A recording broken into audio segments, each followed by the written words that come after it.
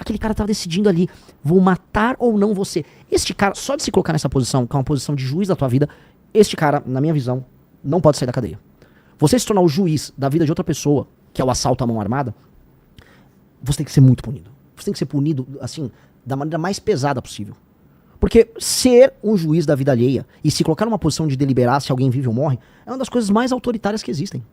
O exemplo do Bukele. O que dá pra aprender com o cara e o que é perigoso pro Brasil? O Bukele, ele teve a coragem de mostrar que se você coloca lei e ordem, as pessoas percebem e você muda toda a dinâmica do país e o seu país passa a ser, vamos dizer, passível de ser alterado em outros temas. O Bukele é muito conhecido por segurança, naturalmente. É. Mas se você não tem segurança, você não consegue fazer outras coisas. Onde eu quero chegar? Vamos lá. Eu não consigo fazer um bom programa de segurança pública na Rocinha, porque eu não consigo levar os funcionários públicos pra Rocinha. Eles vão lá com medo, tem que pedir a autorização do dono da boca. Então, não dá pra fazer isso. Mesma coisa em Santa Quitéria, no Ceará. Todos os serviços públicos são mitigados. Então, eu não consigo fazer as outras coisas que o Estado precisa fazer, ou que a iniciativa privada precisa fazer, porque você não resolve o básico. É a mesma coisa assim. Eu não consigo pedir pra você escrever um artigo, ou fazer seu programa, enquanto eu estiver te dando porrada física. Você vai ter que me quebrar de porrada pra você ficar calmo, tomar um banho e falar, agora eu vou trabalhar. Ou seja, lei e ordem, assim como comida, vem antes de tudo. Então o Bukele falou, primeiro lei e ordem. Vamos resolver lei e ordem? Vamos. Agora vamos resolver todo o resto. Com lei e ordem você resolve a economia.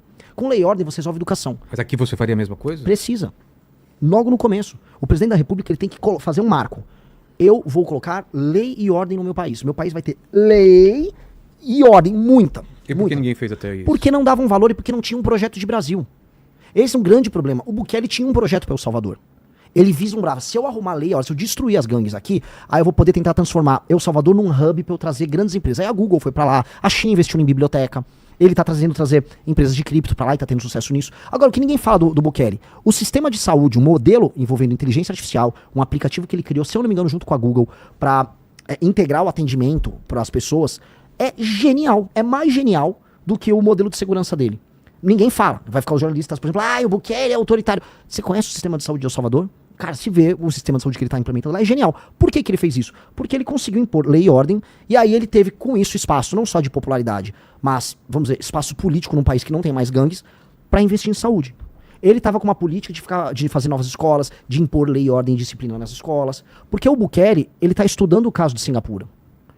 O ídolo do Bukele, no fundo, é o Lee Kuan, lá de Singapura. E agora que eu citei o Lee Kuan, pode anotar que os outros presidenciáveis vão tudo me copiar, né? Que eles adoram copiar. Agora é pra falar de Singapura, eu vou falar do Lee Kuan. Lee Kuan, o modelo do... Você tá mandando em direto pra alguém? Pô, nem é pra alguém, porque o Zema gosta de falar até nos termos. O Flávio copiou um slogan meu. Eu falava, Nordeste é solução.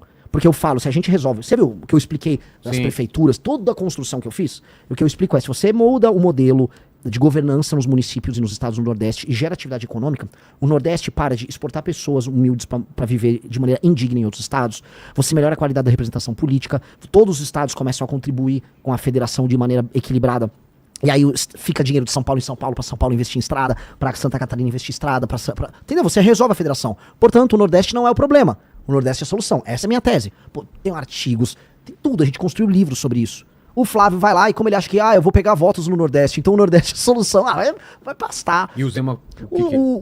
até minhas declarações, desde a ideia do direito penal do inimigo, quando falam de transformar o crime organizado em equilibrar, qualificar ele como grupo terrorista, que é a implementação do direito penal do inimigo. Até as minhas falas diretas, quando eu falo assim, marmanjo de 25 anos que tá recebendo Bolsa Família vai ter que trabalhar. O cara copia ipsis literis. Tem problema? Eu não acho problema. Eu acho que nem acho que é o Zema que copia, acho que ele tem uma equipe lá. O Zema é um cara bonzinho, não tem nada pessoal contra ele. Só que eu acho assim, entreguem mais, vocês podem mais. Vocês têm partidos políticos, Zema, Caiado, Flávio, com fundações multimilionárias. Bota a bosta da sua fundação do partido pra trabalhar, contrate intelectuais e pague bem pessoas que pensam pra construir uma visão de mundo original. Vocês têm partido político pra quê?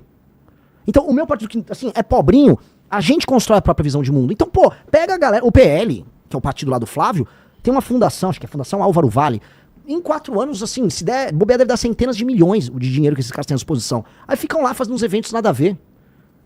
Use a fundação pro que a lei manda, que é crie políticas públicas, crie um horizonte de Brasil. Ninguém cria. Então é isso que me irrita. Porque eles têm oportunidade. Se quer copiar, se quer acha que o discurso funciona, copia, a gente já tá pautando, fico feliz. Só que, pô, e o teu partido não tem ninguém? Construa um horizonte Brasil. Isso me irrita, porque assim, a gente tem que aqui assoviar e chupar cana. A gente não tem dinheiro, a gente tem que rodar o Brasil de carro, a gente não roda o Brasil de jatinho, a gente roda o Brasil de carro, a gente tem que trabalhar com militância, tem que construir as pré-candidaturas sem grana. Os caras já têm uma estrutura. Então, pô, usa a estrutura pra fazer algo inspirador. Porque se for bom, vamos supor, se o Flávio Bolsonaro, que não vai vir nada de lá, mas se o Flávio Bolsonaro vier com algo inspirador, algo que é uma boa proposta, não, tá aqui. Pô, eu defendo também. Não tem problema nenhum. Ideia boa tem que ser copiada. Ruim é copiar a ideia ruim. Agora, venham com as ideias, venham com os conceitos. O que aconteceu? O que o Kim passou Cara, hoje ou ontem? E sobre audiência de custódia, o que você tem que falar? Cara, o Kim Kataguiri, ele...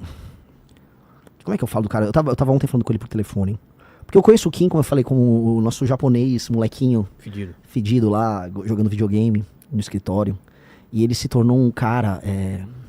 Pô, é o deputado que é mais resolutivo. O que eu chamo de resolutivo? Não apenas ele tem produtividade com relatórios, mas ele passa relatórios importantes, ele passa projetos importantes. Ou seja, o impacto do Kim na vida das pessoas é muito bom, é muito positivo.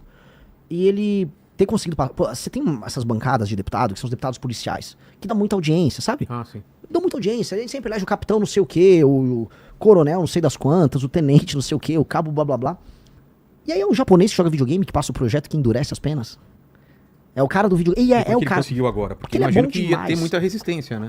No governo Lula. Imagina você passar um projeto Então, de segurança pública aumentando pena no governo Lula. É de olho na eleição, você acha? O governo Lula, obviamente, não gostaria de passar um projeto desses. Só que de olho na eleição, ele é obrigado a sancionar o projeto. Porque senão ia colar nele. Senão ia dar ruim. Ia falar, pô, você tá até no ano eleitoral defendendo o bandido? Mas o Lula vetou, inclusive, um trecho do projeto do Kim.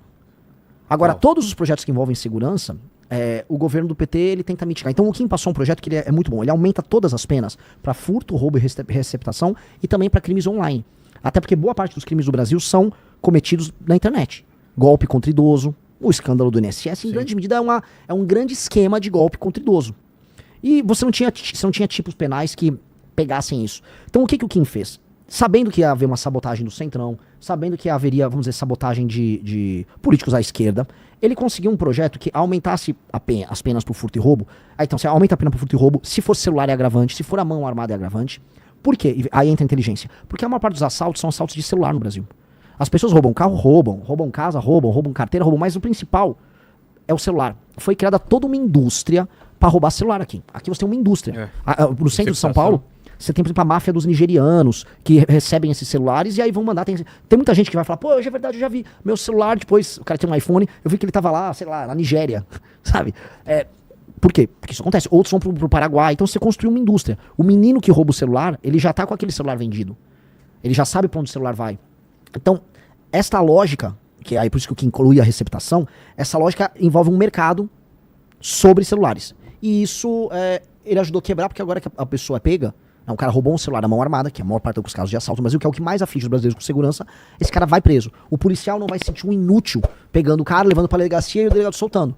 Porque, roubo a mão armada, com algum grau de violência, de um celular. O cara vai preso. Então, teve muita inteligência, teve um trabalho, teve perseverança, teve encheção de saco. Ele ficou enchendo o saco do Alcolumbre, ele ficou ligando pra senadores, ficou pressionando, e aí até que o Alcolumbre botou pra pautar no Senado e passou. Tinha passado já na Câmara, aí pautou, e aí foi pra sanção do Lula. Aí o que o Lula fez? Ele tirou um dos elementos, que aumentava também pena, mas ele sancionou. Aí ele sancionou e correu. Lula agora aumenta penas. Ele não aumentou, o PT não contribuiu em absolutamente nada pro projeto. E a Globo, inclusive, tirou o Kim. Ela falou, não, o governo aprova a lei. O governo não aprovou nada. O PT ficou tentando mitigar o projeto na Câmara e no Senado. O Lula que agora quer tentar tirar uma lasquinha desse assunto. Então, pouco importa, assim, as pessoas que importam, elas sabem que é o projeto do Kim, a autoria do projeto do Kim. E esse cara é sensacional, cara. Esse cara tinha que ser multiplicado. Por que todo policial, todo especialista em segurança pública vem aqui e reclama da audiência de custódia? Porque é um desses elementos, vamos dizer, mitigadores da aplicação da pena. Aí o cara leva, você tem audiência de custódia, você vai pegar um juiz que vai ser leniente, que não vai fazer a aplicação imediata da pena de prisão. Muitos falam, não, solta por esse motivo ou outro. E aí isso faz com que muitas pessoas que são reincidentes retornem pra rua e continuem cometendo crime. E aí você vai perpetuando um ciclo de impunidade. A gente precisa entender, assim, as pessoas que estão assistindo, a maior parte das pessoas que cometem crimes, cometem de maneira reincidente. Não é que é aleatório. O Renan saiu, hoje eu vou roubar um celular. Não, são as mesmas pessoas. Você tem que entender, são as mesmas pessoas. E é isso, assim, Vilela, eu te falo, o cara é reincidente. Porque pra você ser bom em tudo na vida, você faz repetição. Você tá, acho que você tá no seu podcast mais de 2.000, 1835, fora os especiais, dá mais de 2.000 Então episódios. você tem mais de 2.000 episódios. Então você ficou bom. É repetição. Repetição. Um ladrão também é Tá repetição. me comparando a um criminoso que rouba celular. Você entendeu, né, Aline? Aos pouquinhos Um foi cara que chegando, rouba né? celular é tão bom quanto eu, porque pela repetição, assim como eu faço muito podcast, ele rouba muito celular. Entendi, Renan. É, por isso que o Lenny já vai me punir no final. Exato. Já peguei mais tô um Mas entregando eu antes. entendi. O cara... Você vai ver a ficha do cara já foi preso ou foi pego, sei lá, 20, 30 vezes. Isso porque foi pego em algumas vezes, né? Exato. E aí tenta imaginar o policial que correu atrás dele, que pegou o cara, que tá na rua, correndo ele próprio risco de vida, que depois, se ele mata o cara, não tem uma assistência jurídica por parte da polícia, que vai responder um processo, que vai ter um promotor, às vezes um canalha de um promotor, querendo prender o policial, falando, ai, teve excesso de força. Aí esse cara, tudo passando na cabeça dele, enquanto ele ganha um salário porcaria, pra ele pegar aquele vagabundo e saber que o vagabundo vai ser solto logo em seguida. E ele ainda vai tomar um chá de cadeira na delegacia.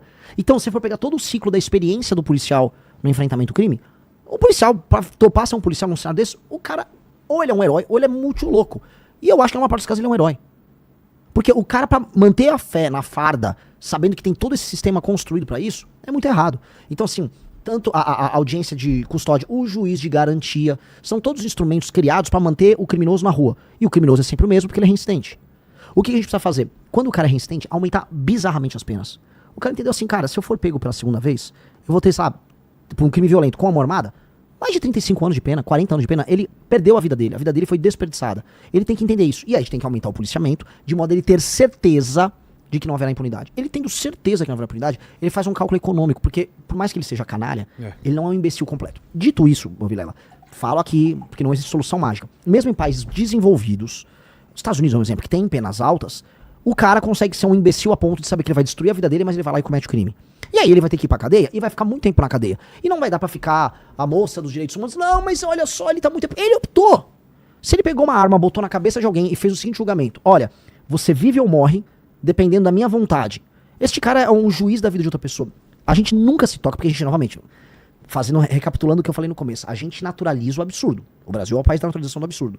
O Brasil é um país que fala, veja só, ele só apontou arma pra você, ele não bateu em você, ele não deu um tiro no teu pé. Vamos ver como isso é um absurdo tremendo, né? E ele vai na audiência de custódia e solta, ele não matou ninguém. Olha, o bandido, pô, sai dessa. Como a gente vê, tem vídeos de audiência de custódia de juiz ou juíza. Olha só, você de novo aqui. É porque ele nunca teve uma arma apontada pra cara dele. Exato. Também, né?